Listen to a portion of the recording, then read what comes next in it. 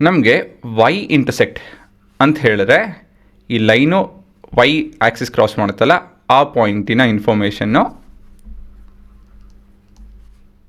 ಮತ್ತು ಇದರ slope information ಇತ್ತು ಅಂತ ಹೇಳಿದ್ರೆ ನಾವು ಹೇಗೆ ಈಕ್ವೇಷನ್ ಬರೀಬೋದು ಅಂತ ಹೇಳಿ ಇಲ್ಲಿ ನೋಡ್ತಾ ಇದ್ದೀವಿ.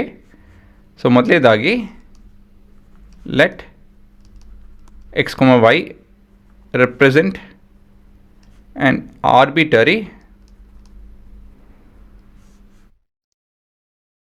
ಪಾಯಿಂಟ್ ಆಫ್ ದ ಲೈನ್ ಅಂತ ಹೇಳಿ ಶುರು ಮಾಡೋಣ. ಮತ್ತಿವಾಗ next slope of the line is given by delta y by delta x, ಹೌದಲ್ವಾ? ಸೊ ಇವಾಗ ಸ್ಲೋಪ್ ಬದಲಾಗಿ ನಾನು ಎಮ್ ಅಂತ ಬರೀಬೋದು, delta y by delta x ಬದಲಾಗಿ so arbitrary point x y ಅಂತ ಇದ್ದೀವಲ್ಲ.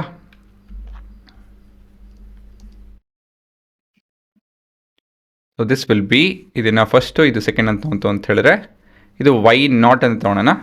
ಸೊ ಇದು ವೈ ನಾಟ್ ಅಂತ ಕರಿತಾ ಇದ್ದೀನಿ. So y minus y naught divided with x minus 0 which is x. So ಸ್ವಲ್ಪ ರೀಅರೇಂಜ್ ಮಾಡ್ತು ಅಂತ ಹೇಳಿದ್ರೆ y minus y naught is equal to m into x. ಈ ರೀತಿಯಲ್ಲಿ ಬದಲಾಗುತ್ತೆ, ಅದೇ ನಿಮ್ಮ ಉತ್ತರ ಅಷ್ಟೇ, ಇನ್ನೇನಿಲ್ಲ. ಸರಿನಾ?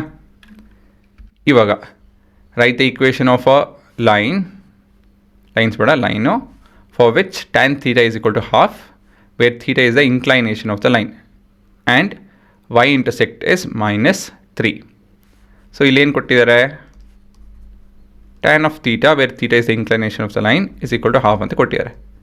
ಸೊ ಇಂಡೈರೆಕ್ಟ್ ಏನು ಹೇಳ್ತಾ ಇದ್ದಾರೆ ಇಲ್ಲಿ? ಹೌದು, ಸ್ಲೋಪ್ ಬಗ್ಗೆ ಮಾತಾಡ್ತಾ ಇದ್ದಾರೆ. ಮತ್ತು ವೈ ಇಂಟರ್ಸೆಕ್ಟನ್ನು ಕೊಟ್ಟಿದ್ದಾರೆ. ಸೊ ಇದು ನಿಮ್ಮ ವೈ ನಾಟು. ಸೊ ಇಲ್ಲಿ ಸಬ್ಸ್ಟಿಟ್ಯೂಟ್ ಮಾಡ್ತು ಅಂತ ಹೇಳಿದ್ರೆ y minus y nought, that is minus of minus plus ಆಗುತ್ತೆ, is equal to half of x. So ಇದು ನಿಮ್ಮ ಈಕ್ವೇಷನ್ ಅಷ್ಟೇ.